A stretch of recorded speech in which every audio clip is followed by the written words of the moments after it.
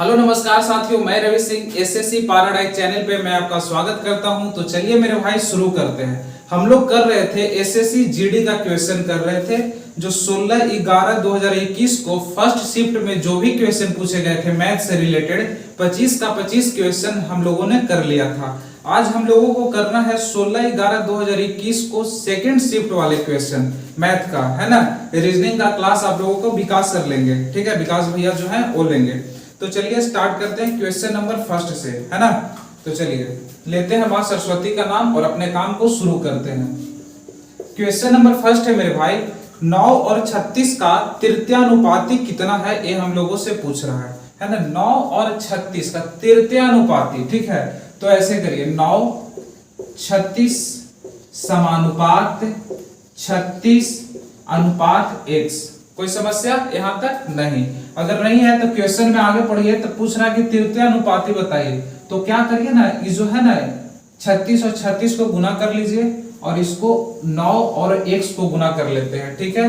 तो 9x हो जाएगा इक्वल टू कितना, 36 गुने 36, तब 36 के स्क्वायर भी कर सकते हैं। आप ये सोचिए ना कि देखिए हमको 9 से भाग देना है लास्ट में, तो बड़ा पहले क्यों कर ले, है ना। मल्टीप्लाई करके बड़ा करेंगे और फिर डिवाइड करके तो छोटा ही करना है। तो इससे बेहतर है ना कि मल्टीप्लाई करेंगे ही नहीं, है ना। तो कितना हो जाएगा मेरे भाई, 36 गुने में 36। कोई समस्या नहीं। और यहाँ पे क्या बचा हुआ है, 9। x का वैल्यू निकालेंगे तब यहाँ से क्या हो जाएगा, 9 यहाँ चला जाएगा, ठीक है। तो 9 चौको कितना होता है 36, और 36 चौको कितना होता है, 6 चौको 24, बच गए 2, 4 12, 12 2 14, यानी x बराबर आ गया मेरे भाई 144। कितना आ गया, 144, ठीक है ना। यानी ऑप्शन नंबर फर्स्ट 1 का क्या हो जाएगा, तो सी हो जाएगा। 1 का क्या हो जाएगा, तो सी। ऑप्शन नंबर थर्ड है।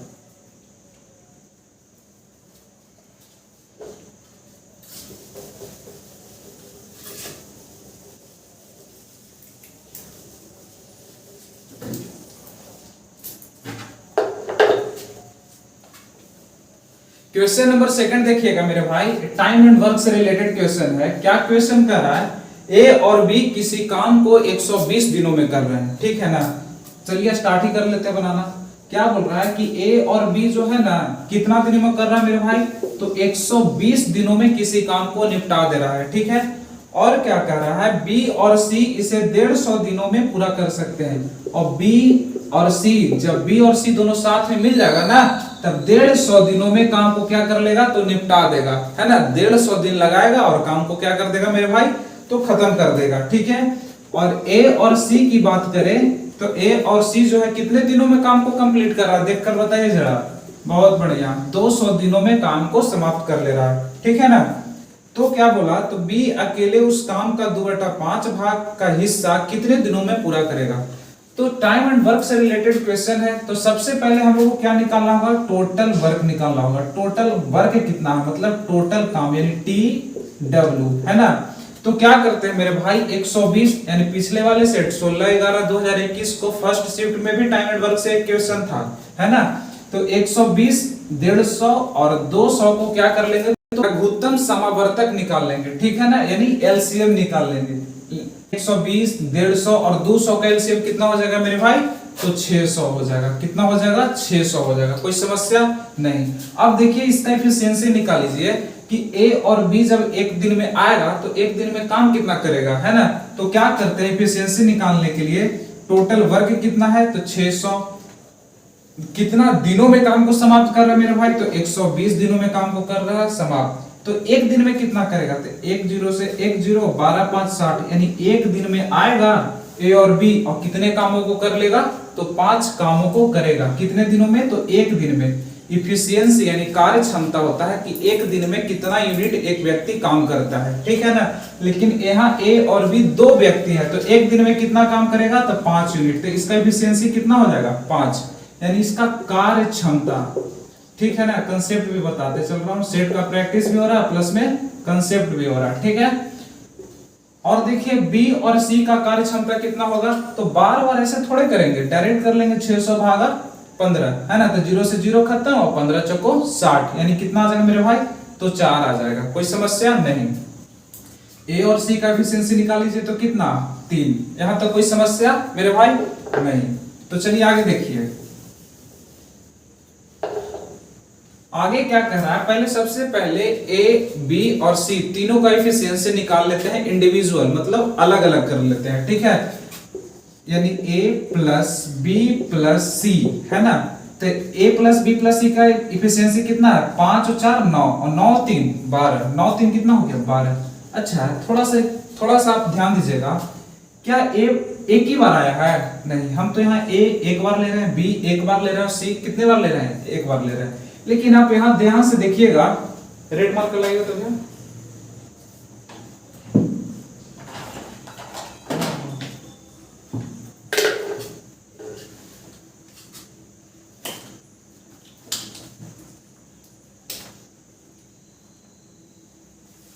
ध्यान से देखिएगा तो क्या है मेरे मित्र, ए कितने बार आया है तो 2 बार आया है, ए कितने बार आया है तो 2 बार, और बी की बात करें तो बी भी कितने बार आया है तो 2 बार आया है कि नहीं, बिल्कुल। और सी भी कितने बार आया मेरे मित्र, तो 2 बार आया है कि नहीं, बिल्कुल। तो जब 2 बार आया है तो इसको क्या कर लेंगे, 2 से डिवाइड कर लेंगे, क्या कर लेंगे, 2 से डिवाइड करेंगे। तो जब 2 से डिवाइड करेंगे मेरे मित्र तो 2 छक कितना हो गया 12, यानी ए 2 से भागा क्यों देते हैं, क्योंकि ए 2 बार आया, बी 2 बार आया और सी कितने बार आया, तो 2 बार आया, ठीक है ना। और हम यहाँ पे कितने बार ले रहे हैं, एक बार का ले रहा है, यानी a प्लस बी प्लस सी का एफिशिएंसी कितने आ गया मेरे मित्र, तो 6 आ गया, कितना आ गया, तो 6 आ गया। यहाँ तक कोई समस्या नहीं। तो आगे देखिए, हमारा क्वेश्चन में दे रखा था क्या, कि बी अकेले उस काम का 2/5 भाग, तो उस काम का 2/5 भाग, तो टोटल काम कितना था मेरे भाई, बताइए 600, और उसका कितना काम कर रहा है अभी 2/5 भाग, तो 2/5 निकाल लेते हैं, कितना होता है, तब 12 5 कितना हो गया 60, यानी 120, और 120 गुने 2 करेंगे तो कितना होगा 12 दूनी को 24, यानी 240 काम करना चाह रहा है कौन, तो ऐसा काम करना चाह रहा है बी, कितने दिनों में समाप्त कर लेगा, है ना। तो बी का एफिशिएंसी हमको चाहिए, ए का निकालने से कोई फायदा है नहीं, टाइम की बर्बादी है, सी को भी वही बात, टाइम की बर्बादी, तो केवल हमको चाहिए बी का, क्यों, क्योंकि ऐसा क्वेश्चन को चाहिए, है ना। तो बी का एफिशिएंसी निकाल लेते हैं। तो पहले ये तो पता चल जाए कि ए का एफिशिएंसी कितना है और सी का एफिशिएंसी कितना है। तो देखिए ए और सी का एफिशिएंसी कितने है मेरे भाई, 3 है, यानी इसका और इसका एफिशिएंसी कितने हैं, तो इसका और इसका एफिशिएंसी है मेरे भाई 3, कितना है 3। तब बताइए ए बी और सी तीनों को मिलाकर एफिशिएंसी 6 है, और बी का एफिशिएंसी तो अकेले में कितना हो जाएगा 3 होगा कि नहीं होगा, क्यों, क्योंकि ए प्लस सी मिलकर 3 है और टोटल कितना है 6, तो बी का एफिशिएंसी कितना हो जाएगा मेरे भाई 3 हो जाएगा। यहाँ तक कोई समस्या नहीं। अब काम कितना करना चाह रहा है अभी 240, एफिशिएंसी कितना है, एक दिन में आएगा तो 3 ही काम करेगा, तो एक दिन आएगा 3 काम करेगा तो कितना दिन लगाएगा, तो 80 दिन लगाएगा। क्या ऑप्शन में, क्या क्वेश्चन के ऑप्शन में कहीं दिख रहा है 80 दिन, अगर दिख रहा है मेरे भाई तो सही आंसर है, अदरवाइज गलत होने वाला है। 2 का बी, ठीक है, सही ऑप्शन क्या हो जाएगा आंसर, 80 दिन में बी आएगा, काम को समाप्त करके चला जाएगा। टोटल काम नहीं मेरे भाई, 600 टोटल काम था, हमको से पूछा कि 2/5 भाग कितना काम करेगा टोटल काम का, तो टोटल काम 600, उसका 2/5 भाग कितना दिन में करेगा 80 दिन में। अगर हम लोगों से क्वेश्चन पूछता कि टोटल काम भी अकेला चाहता तो तब कितने दिनों में करता, तो कुछ नहीं, वही काम 600, बी का एफिशिएंसी कितना 3, तो 3 दूनी को 6, तो 200 दिन आता और काम को कर देता और चला जाता, है कि नहीं।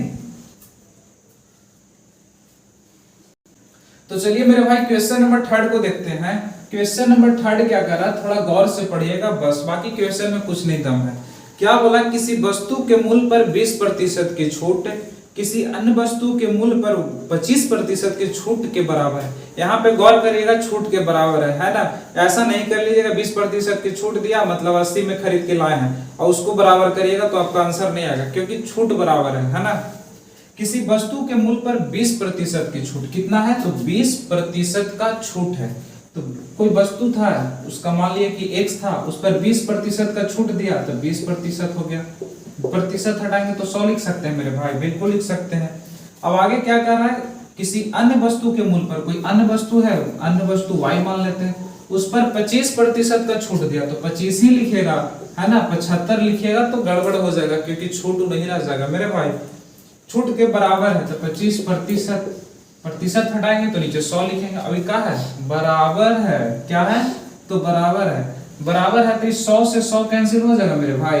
ठीक है, अब क्या यहां से आया देखिए, पंचों को 20 और 5 पचे 25, ठीक है ना, यानी 4x इक्वल टू कितना है तो 5y है, यानी x by y का वैल्यू आ जाता है कितना तो 5/4 है ना।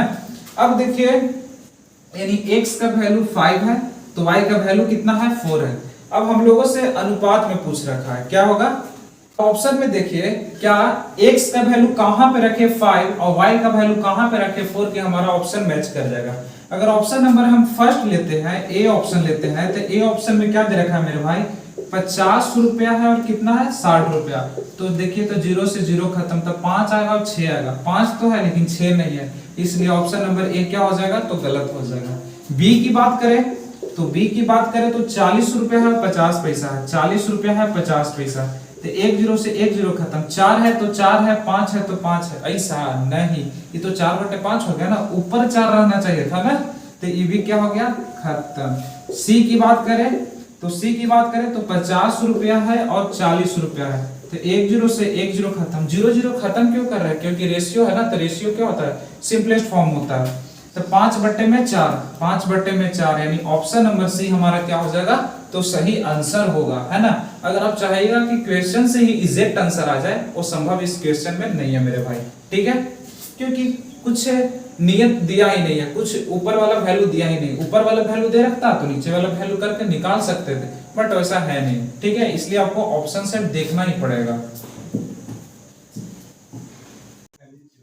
तो चलिए क्वेश्चन नंबर 4 देखते हैं मेरे भाई, क्वेश्चन नंबर 4 क्या कह रहा है, तो चलिए स्टार्ट ही करते हैं। क्या है, क्या एक व्यक्ति दो वस्तु बेचता है जिनमें से प्रत्येक का मूल्य 9180 रुपया है, उसे एक वस्तु पर 8% का लाभ होता है और दूसरी वस्तु पर 15% का हानि हो रहा है उसको, है ना, तो उसका कुल लाभ या हानि है, यानी लाभ हो रहा है तो लाभ निकालिए, हानि हो रहा है तो हानि को पूछ रहा है, ठीक है ना। तो देखिए क्या कर रहा है, एक वस्तु है जो 9180 रुपया में बेचा जा रहा है, तो जब वस्तु को बेच रहा है ना मेरे भाई तो 8% का उसको क्या हो रहा है तो लाभ हो रहा है, तो जब लाभ हो रहा है तो क्या हम बोल सकते हैं कि 108 रुपया में वस्तु को बेचा गया, ऐसे कैसे, तो देखिए कोई वस्तु का कॉस्ट प्राइस मान लेते हैं कि 100 है और सेलिंग प्राइस पता करना है, अब बोल रहे हैं कि 8% का लाभ हुआ तो मतलब 100 का वस्तु है, यानी कि 108 में बेच रहे हैं मेरे भाई, तब ना 8% का लाभ हो रहा है। हाँ, यहाँ से क्या निकल जाएगा कॉस्ट प्राइस निकल जाएगा, बिल्कुल, क्यों, क्योंकि कॉस्ट प्राइस 100 मान रखे हैं, ठीक है। अब आगे देखिए क्या कर रहा है कि दूसरा जो वस्तु है ना उसको भी 9180 रुपया में ही बेचा जाता है, कितना बेचा जाता है तो 9180 रुपया में ही बेचा जाता है, और इस पर क्या हो रहा है तो 15% की हानि होती है, तो 15% का हानि होता है मेरे भाई, तो क्या उस वस्तु को 85 रुपया में बेचा जा रहा होगा, क्योंकि 100 से 15 घटा दिए तो 85 हो गया, और यहाँ से क्रैमूल निकालेंगे तो क्या होगा 100 से गुना करना पड़ेगा ना। हाँ, तो यहाँ से क्या पूरा ओवरऑल यहाँ से क्या पता चल जाएगा तो कॉस्ट प्राइस पता चल जाएगा, ठीक है। अब बोलेगा सेलिंग प्राइस कहाँ से लाओगे भाई, तो सेलिंग प्राइस देखिए कहाँ से लाते हैं, 9180 रुपया में एक वस्तु को बेचा गया और दूसरा जो वस्तु था उसको भी कितना बेचा गया तो 9180 रुपया में ही बेचा गया ना, तो 9180 को 2 से मल्टीप्लाई कर देंगे तो क्या हमको सेलिंग प्राइस निकल जाएगा, यानी विक्रय मूल्य निकल जाएगा, कैसे, तो 0 का 0, 8 दूनी को 16 बच गए, 1 2 एकम 2 और 1 3 और 9 दूनी को 18, यानी कि हमारा जो सेलिंग प्राइस है मेरे भाई कितना है तो 18360 है, कितना है 18360, कोई समस्या नहीं। तो यहाँ से कॉस्ट प्राइस निकालिए, तो कॉस्ट प्राइस कैसे निकलेगा, अगर आपको पक्षी की आवाज जरा तो इग्नोर करिएगा, ठीक है। तो देखिए 1 है और 8 है, तो जब दोनों का सम करेगा तो कितना आएगा तो 9 आएगा, तो जब 9 आ जाता है डिजिट का सम करने में तो क्या 9 से डिवाइड होता है, बिल्कुल होता है। यहाँ देखिएगा मेरे भाई, तो 9 और 1 10 और 10 और 8 कितना हो गया 18, 18 भी क्या है तो 9 के मल्टीपल में है, मतलब कि 9 के गुणज में है, तो क्या ये भी नंबर 9 से जाएगा, बिल्कुल जाएगा, तो जा रहा है तो जवाते हैं इसको, 9 एकम 9 और 9 दूनी को कितना हो गया 18, ठीक है, 9 दहा को 90, 9 दहा को 90, ठीक है, तो कितना बच गया 18, तो 9 दूनी को 18 और 0 है ना तो 0 लगा दिए, कोई समस्या नहीं। अभी जा रहा है, देखते हैं कितना से जा रहा है। 12 के टेबल में जाता है, 12 96 12 नमा 108 होता है, नहीं जा रहा है। तो जब नहीं जा रहा तो देख रहे कि 2 और 1 कितना है, तो 3 है। 2 और 1 कितना है, तो 3 है। और 2 और 1 यहाँ भी क्या है, तो 3 है, मतलब कि 3 से तो जा रहा है ना। तो 3 चौको 12, 3 3 9 12 हो गया। तो 3 चौको 12 यानी 340, ठीक है। तो 4 से डिवाइड होने का नियम क्या है, तो जिसके लास्ट के 2 डिजिट अगर 4 से जा रहा है, इसका मतलब पूरा का पूरा नंबर 4 से जा रहा है। तो लास्ट के 2 डिजिट कितना है, 40 है, और 0 रहेगा तो जाएगा ही जाएगा, है ना। तो यहां से जाएगा कितने बार में मेरे भाई, ऊपर दिख रहा है ऐसे कुछ, देखिए तो दिख रहा है ये ऊपर है 340 नहीं, आउट ऑफ एवरेज एरिया हो गया। सेटअप गड़बड़ा गया। अब दिख रहा है हाँ।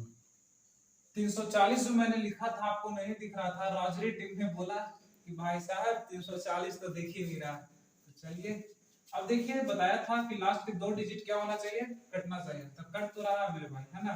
तो 4 सत्ते 28, 8 चौको 32, तो कितना हो जाएगा, 8 चौको 32, तो 2 बच गया तो 20, तो 4 बचे 30, यानी यहां से क्या आ गया, तो 85। 85 पर 2 जीरो मतलब कि 8500। यहां से क्या निकल गया, तो ऊपर वाले वस्तु का कॉस्ट प्राइस निकल गया, है ना। आप इतना कॉस्ट प्राइस निकाल भी सकते हैं, नहीं भी निकाल सकते हैं। इसका सेकंड मेथड बताते हैं आपको, जो बेस्ट लगेगा उसको यूज कर लीजिएगा एग्जाम में, ठीक है। अब इसको देखिए, तो देख रहे हैं क्या कि 8 5 13 है, मतलब कि ना 3 से जा रहा है ना 9 से जा रहा है। चलते पहले हटा दीजिए। तो देख रहे हैं कि वंस प्लेस पे 0 है, यहाँ वंस प्लेस पे 5 है, मतलब कि 5 से जा रहा है। तो 5 से जा रहा है, तो 17 पचे कितना हो गया, 85। 17 पचे 85, 18 पचे 90, और 18 पचे 90, तो 18 बच गया ना। तो यहाँ पे कितना हो जाएगा, 5 को 15, है ना। तो 15, तो 3 बच गया, तो 30, अब 5 6 30, यानी इतना आ गया। अभी और जा रहा है 17 से, 17 एकम कितना हो गया, 17, तो 13 हो गया, है ना। तो 13 हो गया, तो 13 तो जा नहीं रहा है मेरे भाई, तो 0 लगाना पड़ेगा। और 17 8 कितना, 36 से, 17 8 36 से, है ना। अगर आप कॉम्पिटिटिव एग्जाम की तैयारी कर रहे हैं तो आपको कितना तक टेबल आना चाहिए, बताइए तो जरा। 20 तक तो आना चाहिए, 20 तक पढ़ा आना चाहिए, हमको भी आता है वहीं तक, है ना। अब देखिए कॉस्ट प्राइस कितना आ गया, तो 8500 और 10180, है ना। किन्हीं को ज्यादा भी आता होगा तो और अच्छी बात है। डबल जीरो का डबल जीरो, और 8 और 5 कितना 13, है ना। और 18 18 कितना हो गया 19, काम जोड़ दिए ना सही, हाँ। तो 19,300 हमारा क्या आ गया मेरे भाई, तो कॉस्ट प्राइस आ गया। कॉस्ट प्राइस कितना है भाई, 19,300, है ना। और सेलिंग प्राइस कितना आ गया था, 18,360। तो जब इसको घटाएंगे तो घटाइए कितना आता है, कि हमें हानि और क्या पूछ रहा है, प्रॉफिट जो हो रहा है वो बताइए। तो कॉस्ट प्राइस कितना है हमारा 19,300, और खरीदे थे कितना वस्तु का, सेलिंग प्राइस कितना है, तो 18,360। तो बताइए क्या हो रहा है, लॉस हो रहा है ना, क्या हो रहा है, लॉस, यानी नुकसान हो रहा है, कितना का वही पूछ रहा है। तो 0 से 0 गया तो 0, और यहाँ 0 में से 6 तो नहीं जा रहा, तो 10 में से 6 जाएगा तो कितना होगा 4, ठीक है। यहाँ कितना हो जाएगा 2, यानी 12, तो 12 से 3 जाएगा तो कितना बचेगा 9, है ना।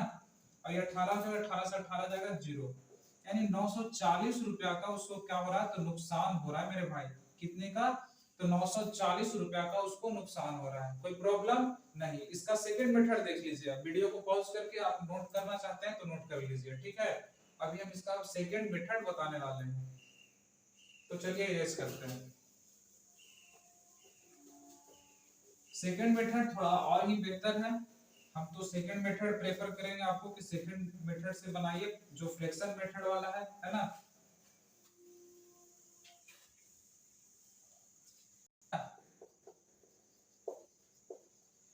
क्या कह रहा है कि 8% का क्या हुआ था, तो 8% का उसको लाभ हुआ था। तो बताइए 8% का फ्रैक्शनल वैल्यू कितना होता है, तो 8% का अगर आप फ्रैक्शनल वैल्यू निकालना चाहते हैं तो क्या 8/100 कर सकते हैं ना। अब इसको काट छाट मचाइएगा तो 4 दूनी को 8 और 25 चौको कितना हो गया 100, यानी 2/25 क्या आ गया 2/25, ठीक है ना। यानी अगर उस वस्तु का कॉस्ट प्राइस मान लेते हैं, कॉस्ट प्राइस कितना मान लेते हैं कि 25 है, तो सेलिंग प्राइस कितना होगा, तो 25 का 8% निकालेंगे मेरे भाई तो कितना आएगा 2। तो 2 का क्या हो रहा है प्रॉफिट, क्वेश्चन में दे रखा था कि 8% का प्रॉफिट होता है, यानी जब 2 का प्रॉफिट हो रहा है मतलब कि उस वस्तु को बेच कितना में रहे होंगे, 27 रुपया में बेच रहे होंगे। यहाँ तक कोई समस्या नहीं। तो आगे देखिए फिर क्या कह रहा है कि 15% का नुकसान हो रहा है। क्या बोल रहा है, 15% का नुकसान हो रहा है। तो 15% का फ्रैक्शनल वैल्यू कितना होगा, 5% का कितना होता है, 1/20। तो 15% का कितना होगा, तो 3/20। ठीक है, आप ऐसे भी कर सकते हैं या 15/100 भी कर सकते हैं। काट छाट मचाएगा तो 3/20 ही आएगा। यानी कोस्ट प्राइस कितना आ गया मेरे भाई, तो 20। और नुकसान हो रहा था ना, तो 20 का 15% कितना हो गया, तो 3। तो 3 की नुकसान हो रहा है मेरे भाई। तो बताइए बी की कितना मेरा होगा, 17 में। ठीक है ना। अब क्वेश्चन पढ़िएगा गौर से, तो लिखा हुआ है ऊपर दोनों वस्तुओं का विक्रय मूल्य जो है 9180 रुपया है। कितना है, तो 9180 रुपया दोनों वस्तुओं का विक्रय मूल्य है मेरे भाई। तो क्या यहाँ विक्रय मूल्य सेम दिख रहा है आपको, नहीं तो नहीं दिख रहा, तो करना पड़ेगा ना। तो करिए, 27 और 17 को किस चीज से मतलब कौन से नंबर से गुना करें कि दोनों आपस में बराबर हो जाए। कुछ नहीं आ रहा समझ में, तो कुछ नहीं आ रहा तो 17 से गुना कर लीजिए, और यहाँ कितना से कर लीजिए, तो 27 से। दोनों आपस में बराबर होगा, हाँ। तो जब 17 को इसमें किए, इसका मतलब इसमें भी गुना हो गया। 27 को इस नंबर में गुना किए, मतलब कि इस नंबर में भी गुना हो गया मेरे भाई। ठीक है ना। तो अब इसको मल्टीप्लाई करते हैं। क्या दे रखा था कि 9180 रुपया वस्तुओं का विक्रय मूल्य है ना। तो यहाँ से हम देख लेते हैं कितना विक्रय मूल्य है। तो 17 सते कितना होता है, 19 से। 17 सते 19 से, तो मतलब कि 119 ना। तो 9 हो गया, 11 बच गया। 17 दूनी को 34, 17 दूनी को 34 और 10 कितना होता है, 44। 44 और ये कितना होगा, 45। 400 कितना आ गया, 59। ठीक है मेरे भाई, यहाँ तक समझ में आ गया ना। अब हमको क्या निकालना है, तो क्रय मूल्य निकालना है। तो क्रय मूल्य निकालने के लिए क्या है, 25 और 20 है, लेकिन इसमें 17 से गुना भी तो है ना। तो 17 से गुना करना पड़ेगा, 27 से गुना करना पड़ेगा। ऐसा नंबर ही दे रखा है मेरे भाई कि बड़ा होगा, है ना। अब चाह के भी इसे छोटा नहीं कर पाएगा।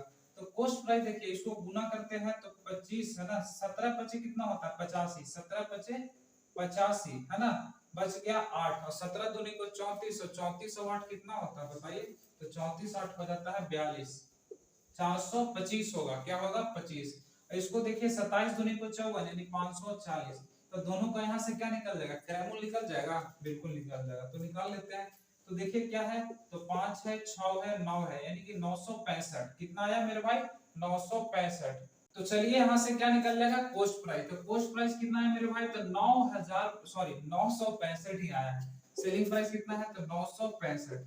अब बोलिएगा कि 9180 तो एक ही बार लिया भाई, तो क्योंकि दो वस्तु था ना, इसको बाद में कर लेंगे। अगर इसी में कर लेते मेरे भाई तो क्या होता, बड़ा नंबर हो जाता और कैलकुलेट करना ही पड़ता है ना। आप लोगों को पता होगा कि 2021 में जो जीडी का क्वेश्चन आया था बहुत ही कैलकुलेटिव था क्वेश्चन, है ना। जब इसको काट छाट मचाएगा तो 2 से कट जाएगा, 9 दूनी को 18, 5 दूनी 10, 1 4 9, हाँ 2 से कट जा रहा है। ठीक है। अब इसको यहाँ से क्या निकल जाएगा, टोटल क्रय मूल्य निकलेगा। क्या निकलेगा, टोटल क्रय मूल्य। तो 0, 5 दूनी को 10 बच गया 1, 6 दूनी को 12 बच गया 13, मतलब 1 है, 9 दूनी को 18 कितना हो गया, 19। यानी यहाँ से कोस्ट प्राइस आ गया मेरे भाई 19300। कितना आ गया, 19300। और सेलिंग प्राइस की बात करें तो सेलिंग प्राइस आपको पहले से पता है कि 9180 रुपया में दो वस्तुओं को बेचा गया है। तो दोनों को मल्टीप्लाई करेंगे तब कितना आएगा, तो 2 0 का 0, 9 8 दूनी को 16 बच गए 1 2 और 1 3 है ना, और 9 दूनी को 18 यानी 18360 आ गया मेरा क्या, तो सेलिंग प्राइस आ गया। तब बताइए, खरीदे थे 19300 में और बेच दिए उसको 18360 में, तो बताइए कितना का नुकसान हुआ। तो अभी ना निकाले थे, कितना का नुकसान हुआ था, 940 रुपया का नुकसान हुआ था मेरे भाई। कितना का, 940 रुपया को, है ना। तो चलिए क्वेश्चन नंबर 4 था। क्वेश्चन नंबर 5 को देखते हैं। क्वेश्चन नंबर 5 देखते हैं मेरे भाई। क्वेश्चन 5 क्या कह रहा है, कुछ नहीं, बहुत ही आसान क्वेश्चन। किसी धनराशि पर 8% का वार्षिक ब्याज दर से 5 वर्ष में प्राप्त होने वाला साधारण ब्याज 3040 रुपया है। तो बताइए वह धनराशि कितना है। तो ये तो सिंपल इंटरेस्ट वाला हो गया ना। तो सिंपल इंटरेस्ट का फॉर्मूला क्या होता है, P into R into T और डिवाइडेड बाई 100। 100 क्यों डिवाइड करते हैं, क्योंकि रेट ऑफ इंटरेस्ट हमेशा परसेंटेज में होता है। तो दे रखा है क्या, किसी धनराशि पर 8% वार्षिक ब्याज की दर से, तो वार्षिक ब्याज कितना है 8% है ना। 5 वर्ष में, टाइम कितना दे रखा है 5 वर्ष में। अब कोई धनराशि है तो धनराशि नहीं पता है तो पी मान लें, बटे में 100 हो गया है। और साधारण ब्याज कितना है प्राप्त होने वाला, साधारण ब्याज 3040 है। तो जहां जहां सबके घर था, जगह था, वहां वहां बैठा दिए कि आराम करो बाबू, ठीक है। तो वह धनराशि ज्ञात कीजिए, जो धनराशि पी है वो कितना है। तो इसको काटिए मेरे भाई, तो 20 से जायो है ना, 20 से ये हो जाएगा 4, तो ये हो जाएगा आधा किया ना, तो इसको भी आधा कर लेते हैं। ओहो, ये 5 हो जाएगा तो ये कितना हो जाएगा 2 हो जाएगा। 2 से कट रहा है कितने बार में, तब 15 दूनी को 30 और कितना 20 दूनी को 40, 20 दूनी को 40 है ना। यहां से क्या निकल जाएगा मेरे भाई, P इक्वल टू, P के साथ अब कोई है नहीं, तो P कितना होगा 15 20 गुने में 5 है ना। तो यहां से करते हैं 5 0 का 0, 5 दूनी के 10 बच गए, 1 15 25 75 है 76, यानी कि जो हमारा प्रिंसिपल है मेरे भाई 7600 रुपया है, जो कि हमारा ऑप्शन नंबर फर्स्ट होगा, है ना। समझ में आ रहा ना, इसमें कुछ तो था ही नहीं मेरे भाई, क्योंकि सिंपल इंटरेस्ट का फार्मूला तो आपको बहुत अच्छा से याद होगा। क्वेश्चन नंबर 6 देखिए मेरे भाई, क्वेश्चन नंबर 6 क्या कह रहा है ना। आज आप लोगों का रीजनिंग का भी क्लास होगा। क्वेश्चन नंबर 6, वह बड़ी से बड़ी कौन सी संख्या है जिसे 2675 और 2320 को विभाजित करने पर शेषफल क्रमशः 5 और 6 बचता है ना। आज रीजनिंग का वैसे क्वेश्चन को किया जाएगा जो कौन से डेट का है बता रहा हूं, 16/11/2021 को फर्स्ट शिफ्ट में एसएससी जीडी में पूछे गए हैं क्वेश्चन, वही क्वेश्चन केवल होंगे, ठीक है। क्या बोला, वो बड़ी से बड़ी संख्या, तो कितना दे रखा है कि 2675 और क्या है तो 2320, यही नंबर है। जब इसको विभाज्य करें ना मेरे भाई, बड़ा बड़ा बड़ा से बड़ा संख्या, तो क्या बचे इसमें 5 रिमाइंडर बच जाए, यानी शेषफल 5 बचे और इसको में 6 बच जाए। अब बताइए 5 बच रहा था, इसको खत्म कर लेते हैं तो कुछ बचेगा नहीं बचेगा, इसको भी खत्म कर लेते हैं तो कुछ नहीं बचेगा। तो 5 से 5 गया तो 0 है ना, 7 हो गया, कोई समस्या नहीं। यहाँ कितना हो जाएगा 4, यानी 2314, ठीक है। यहाँ क्या आ गया 2670, और बड़ी से बड़ी संख्या पूछ रहा है तो हम लोगों को क्या निकालना पड़ेगा, तो HCF निकालना पड़ेगा। क्या निकालना पड़ेगा HCF। तो HCF निकालने के लिए क्या करते हैं, तो 2314 में 2670 को भागा देंगे तो कितने बार में जाएगा, एक ही बार में जाएगा। तो एक बार में जाएगा 10, 6 हो गया, 6 से 1 गया तो 5 हो गया, ये हो गया कितना तो 6 का 3 हो जाएगा, यानी 365, सॉरी 55 56 है ना। और ये कितना हो जाएगा 2314। तो जब इसको डिवाइड करेगा मेरे भाई तो कितना से जाएगा, 7 21 38 24 ज्यादा हो जाएगा। 7 से करके देखूं, 7 से मेरे सोच से ज्यादा हो जाएगा। 7 6 42 बच गए 4, 7 बचे 35, 35 4 39, 3 7 21 22 23 24 ज्यादा हो गया ना। 6 से करना पड़ेगा, कितना से लगाना पड़ेगा 6 से।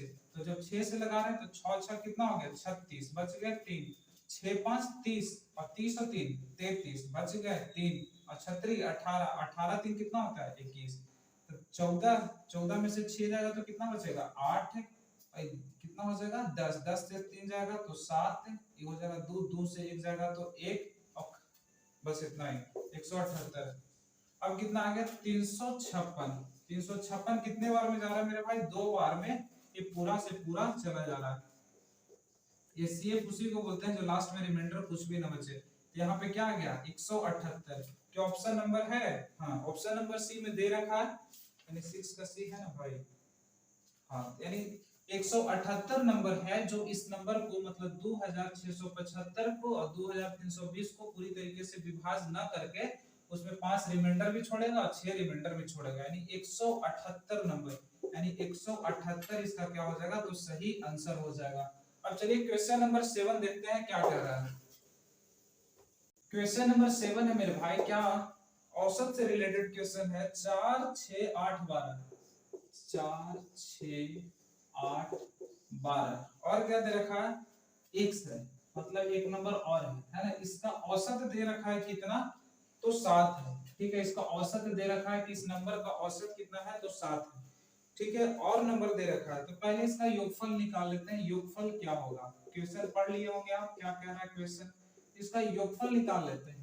तो योगफल निकालने के लिए क्या करते हैं, जो औसत दे रखा है उस नंबर को लिखते हैं और कितने नंबर है उसको से मल्टीप्लाई कर देते हैं। तो 1 2 3 4 5 नंबर है, यानी इसका योगफल आ जाएगा कितना, तो 35 आएगा। कोई समस्या नहीं। अच्छा 35 आ रहा है ना, हाँ तो 35 आ रहा तो x के यहाँ से वैल्यू भी फाइंड हो ही जाएगा, है ना। इस सबको जोड़ रहे हैं तब ना 35 आ रहा है। इसको जोड़ते हैं 6 4 10, 10 8 18, 18 2 20 और 20 और 10 30, यानी जब यहाँ से यहाँ तक जोड़ रहे हैं तब 30 आ रहा है और हमारा आंसर आ रहा है 35। यानी इसका मतलब कि x का वैल्यू कितना हो गया मेरे भाई, तो 5, यानी x का वैल्यू यहाँ से क्या निकल गया, 5। कोई समस्या नहीं। तो आगे देखिए क्या करते हैं, और कह रहा है कि x मतलब अगला नंबर है x 9 9 13 15 और y है, ठीक है ना। इसका औसत दे रखा है 9, इसका औसत कितना दे रखा है 9, है ना। अब पूछ रहा है यानी कि मतलब x और y का वैल्यू निकालना पड़ेगा और वैल्यू को पुट करेंगे और आंसर आ जाएगा। यहाँ से x का वैल्यू तो हमको पता है कि x का वैल्यू कितना है, तो 5 है। तो क्या हम यहाँ पे 5 लिख दें, बिल्कुल लिख सकते हैं। क्या लिख सकते हैं, 5। कोई समस्या नहीं। अब आगे देखिए क्या करते हैं, इस सब का योगफल पहले निकाल लेते हैं। क्या निकालते हैं, योगफल। तो योगफल निकालने के लिए ऊपर क्या किए थे, जो औसत दे रखा था उसको लिखे थे, तो तब यहाँ भी क्या करेंगे, वही करेंगे ना। जो औसत दे रखा उसको लिखे, कितने नंबर था उससे मल्टीप्लाई किए थे, 1 2 3 4 5, तो 5 और 9 बचे 45। यानी जब नंबर को जोड़ेंगे ना मेरे भाई तो कितना आना चाहिए, 45। तो क्या 45 आ रहा है, तो देख लेते हैं। 9 5 14 और 14 3 17 और 17 10 27 और 27 5 32 और 32 और 10 42। हमको आंसर आ रहा था 45। इसका मतलब हुआ कि y का वैल्यू कितना होगा, तो 3 होगा। y का वैल्यू कितना होगा मेरे भाई, तो 3 होगा। अब जो पूछ रहा है ना उसको प्यार से आंसर दे दीजिए। क्या बोल रहा है, 2x 3y का मान बताओ। 2x 3y यही है ना, का मान कितना होगा, तो बताइए मेरे प्रभु। 2 है, x का मान कितना निकाल रखे हैं, तो x का मान 5 निकाल रखे हैं, तो 5 माइनस 3 इंटू y का वैल्यू कितना निकाल रखे हैं, तो 3, तो 3 लिख दिए। और 5 दूनी को 10 और 3 3 आई 9। क्या इसका डिफरेंस 1 आ रहा है, बिल्कुल आ रहा होगा। क्वेश्चन नंबर 7 का हो गया ऑप्शन नंबर ए, 7 का ए, ठीक है। समझ में आ गया ना। योगफल निकालें, योगफल कैसे निकालते हैं, तो औसत को नंबर में से नंबर से ही मल्टीप्लाई कर देते हैं, कितना नंबर है उससे। तो औसत यहाँ से योगफल कितना निकल गया मेरे भाई, तो 35। यानी x का मान कितना आ गया, तो 5, y का वैल्यू कितना आ गया, तो 3 और 2x 3y बोल रहा था, मतलब कि इसका वैल्यू केवल पूछ रहा था, तो वैल्यू पुट कर दिए तो इसका डिफरेंस कितना आ गया, तो 1 आ गया, ठीक है। इसमें लास्ट में वही करना था, putting this value and finding this answer, है ना। कह रहा है क्या, दो संख्याओं का अनुपात जो है ना मेरे भाई 9:5 है। यदि बड़ी संख्या में 8 जोड़ा जाता है, कृपया शांति बनाए रखें। यदि बड़ी संख्या में 8 जोड़ा जाता है और छोटी संख्या में 4 घटाया जाता है, तो बड़ी संख्या छोटी संख्या से दुगनी हो जाती है। वह बड़ी संख्या कौन सी है। कह दो संख्याओं का अनुपात दे रखा है कि 9:5 है। तो दो संख्या है, एक 9 है और दूसरा कितना है मेरे भाई, तो 5 है। कोई समस्या नहीं। क्या बोला कि इसमें बड़ी संख्या में 8 जोड़ देते, ऐसे जोड़ देंगे, इसको कांस्टेंट बना देते हैं कि एक 9x है तो ये 5x है। अगर बोला कि इसमें 8 जोड़ दे तो 8 जोड़ दीजिए ना, जो कह रहा है कर दीजिए। और छोटी संख्या में 4 घटा दिया जाता है, तो छोटी संख्या में 4 घटा दीजिए, है ना। तो क्या बोला, बोल रहा है क्या, तो बड़ी संख्या छोटी संख्या से दुगनी हो जाती है। जो बड़ी संख्या ना छोटी संख्या से क्या हो जाती है, तो दुगनी हो जाती है। तो दुगनी कर दे, कोई समस्या नहीं। तब यहां से क्या होगा, तब देखिए क्या करते हैं, 9x + 8 = 5 2 10x - 4 2 8, ठीक है। ये इनने चल जाएगा मेरे भाई, तो x हो जाएगा और इनने आ जाएगा, तो x बराबर आ जाएगा 16। तो बड़ी संख्या कौन था, 9 था कि 5 था, तो 9 था। तो 16 नमा कितना होता है, क्योंकि वैल्यू पूछ रहा है बड़ी संख्या का, तो बड़ी संख्या कितना है, 9x है, तो 9x यानी x की जगह 16 रखें, तो 16 नमा कितना होता है, 44, यानी 144 क्या हो जाएगा, हमारा सही आंसर हो जाएगा, जो कि ऑप्शन नंबर 3 में दे रखा है। तो चलिए मेरे भाई आज यहाँ तक ही रखते हैं। Bye bye, have a nice day.